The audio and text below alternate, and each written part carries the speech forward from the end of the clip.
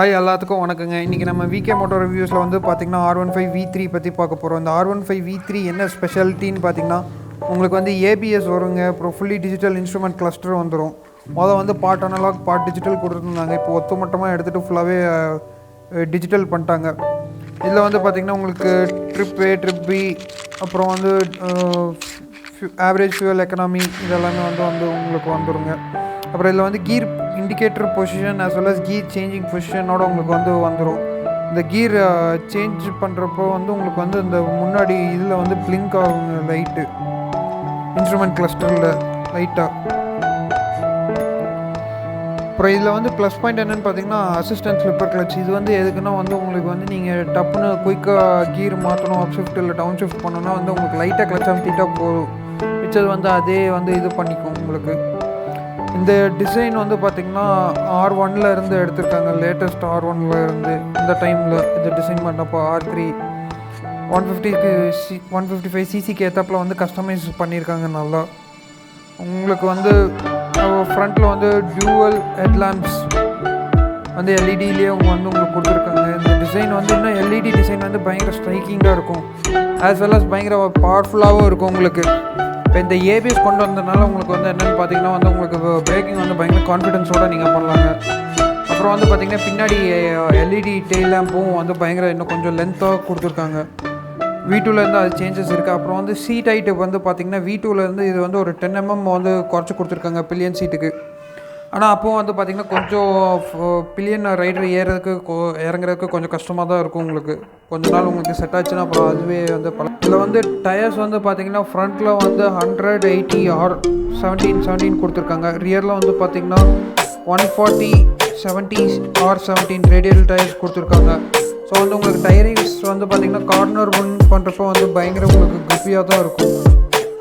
இதில் ஃப்ரண்ட்டில் telescopic shocks கொடுத்துருக்காங்க. அப்புறம் பின்னாடி பார்த்திங்கன்னா மோனோ ஷாக்கு கொடுத்துருக்காங்க.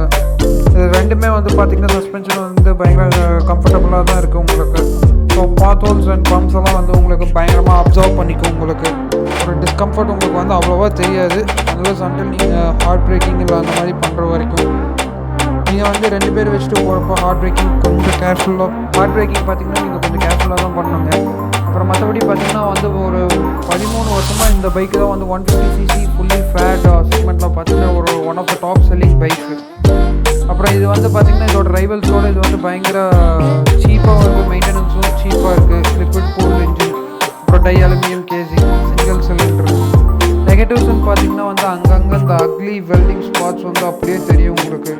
அப்புறம் ரியர் ஃபுட் பெக்ஸ் அண்ட் முன்னாடி விண்ட்ஸ்க்ரீனில் அப்பப்போ வைப்ரேஷன் வந்துக்கிட்டே இருக்குது, அது கண்ட்ரோலே பண்ண முடியலை. அப்புறம் இந்த பிளாஸ்டிக் டேங்க் அப்பப்போ வெயிட்டு வச்சிங்கன்னா கொஞ்சம் கழுந்துட்டு வந்துடும் உங்களுக்கு.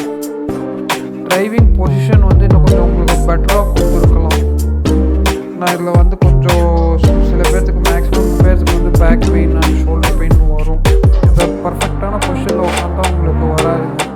அதே மாதிரி லாங் ரைட்ஸ்க்கும் நீங்கள் போகலாம், உங்களுக்கு லாங் ரைட்ஸ் ஒன்றும் பிரச்சனை இருக்காது. அதே மாதிரி இந்த பைக்கில் ஸ்பீடு போகிறதே உங்களுக்கு தெரியாதுங்க. நல்லா சண்டில் நீங்கள் ஹெல்மெட்டை போடல அப்படியே வச்சு லைட்டாக ஆக்சிலேட்டர் கொடுத்தீங்கன்னா நீங்கள் 80ல் போகிறதுக்கும் 100ல் போகிறதுக்கும் பெரிய டிஃப்ரென்ஸே தெரியாதுங்க. மற்றபடி பார்த்திங்கன்னா பைக் ஓவரால் நல்லா தான் டிசைன் பண்ணியிருக்காங்க. இந்த பிரச்சனைக்கு டிசைன் வைஸ் பார்த்திங்கன்னா இந்த பைக் பயங்கர பியூட்டிஃபுல்லாக இருக்குங்க. அதே மாதிரி அப்புறம் இந்த டெல்டா பாக்ஸ் ஃப்ரேம் இதுதான் பயங்கர உங்களுக்கு ஒரு கம்ஃபர்டபுளான இது டிசைன். ப்ளஸ் பின்னாடி பயங்கர லிஃப்டப் இதோட கொடுத்துருக்காங்க. ஸோ டியூக்கு இதோட கம்பேர் பண்ணுறப்ப இந்த வெஹிக்கிளோட reliability far better in everything உங்களுக்கு. அதே மாதிரி மைலேஜ் உங்களுக்கு 45 km/லிட்டர் கொடுக்கும் ஓட்டுறவங்களை பொறுத்து. ஸோ இந்த பைக் பார்த்திங்கன்னா ஒரு 1,70,000 2019 ஆன் ரோடுங்க.